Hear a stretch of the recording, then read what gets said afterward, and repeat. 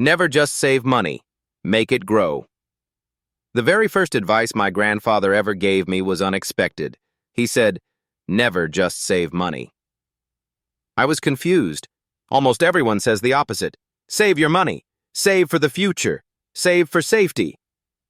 But my grandfather shook his head gently and smiled. Saving alone is not enough, he said. Money must grow, or it slowly disappears. At the time, I didn't understand. But his life taught me why those words mattered so much.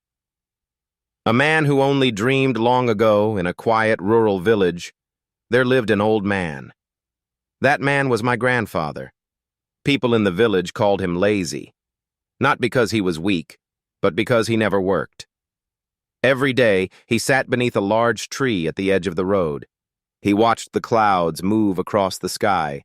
He watched travelers pass by, and he dreamed. One day I'll open a shop, he said. One day I'll buy animals.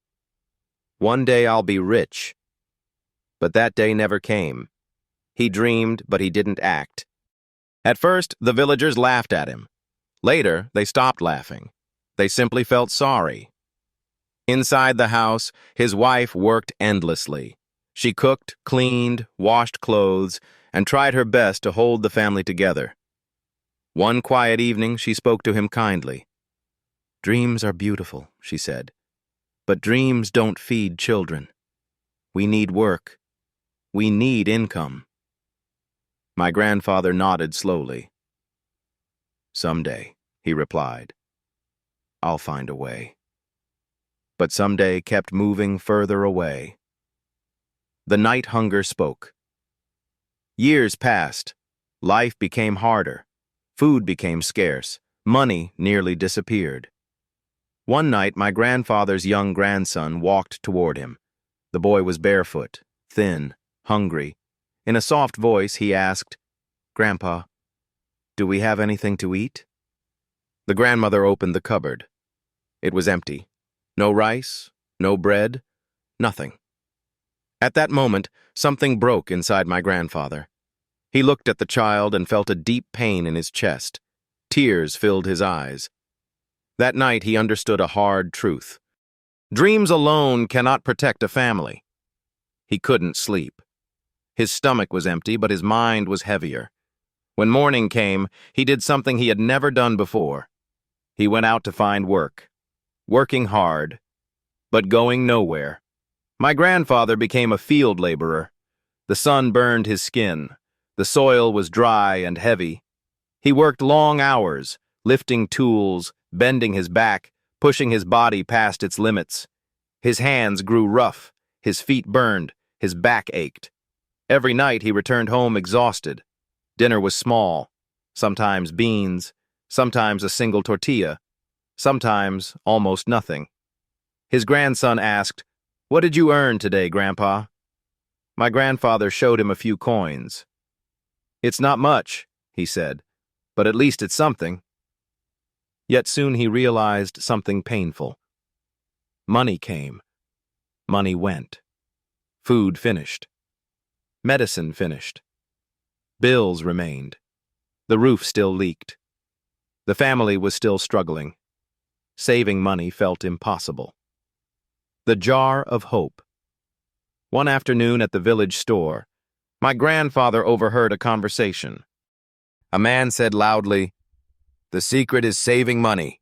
If you save, you'll be safe." Those words stayed with him. That night, my grandfather found an old glass jar and hid it beneath the bed. Every week, he dropped a few coins inside. Clink, clink. The sound gave him comfort. It felt like hope. One day, his grandson found the jar. "What is this?" the boy asked. My grandfather smiled. "This," he said, "is our future." Saving was painful. He wore worn-out shoes with holes. He avoided buying new clothes. Meals became smaller. Sometimes plates were nearly empty. Still, he saved. His wife asked him, "What's the use of money if we are hungry today?" He replied quietly, One day you'll understand. When savings failed. Months passed. The jar finally filled. My grandfather felt proud. He felt prepared. One day, he took the jar to the market. "I want to buy 3 sacks of corn," he said. The shopkeeper counted the money, then shook his head. "Prices have increased," he said. "This money buys only 1.5 sacks now." My grandfather froze. The money had lost value. Life had become more expensive. All those sacrifices. And still it wasn't enough. That night, hope felt heavy again. A small idea changes everything. One evening, my grandfather sat outside in silence. He watched his neighbors walk by. One carried eggs, another carried milk. They didn't look rich, but they looked calm, unafraid. Then a small idea appeared. Very small. But ideas are seeds. He turned to his grandson and asked, "What if we raise chickens?" This time he didn't wait. This time he acted. He used his savings to buy a few skinny chickens. The boy laughed and chased them around. "Grandpa," he said, "we have our own egg factory." At first there was 1 egg, then 2. They ate some, they sold some. With the money, they bought more chickens. Slowly the chickens multiplied. Slowly the income grew. My grandfather wrote everything down. Every egg sold. Every coin earned. Neighbors began buying eggs from him.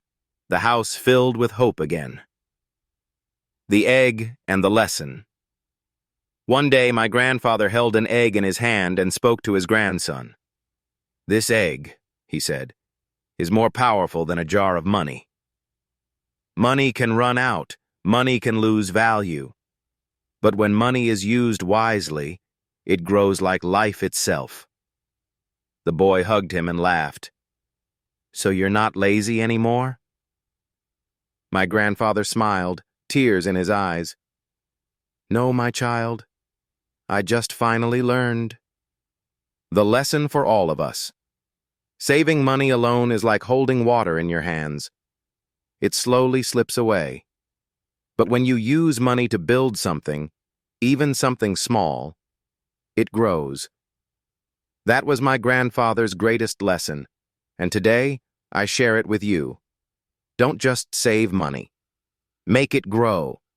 Invest in something real. Start small, because even the smallest step can change an entire life.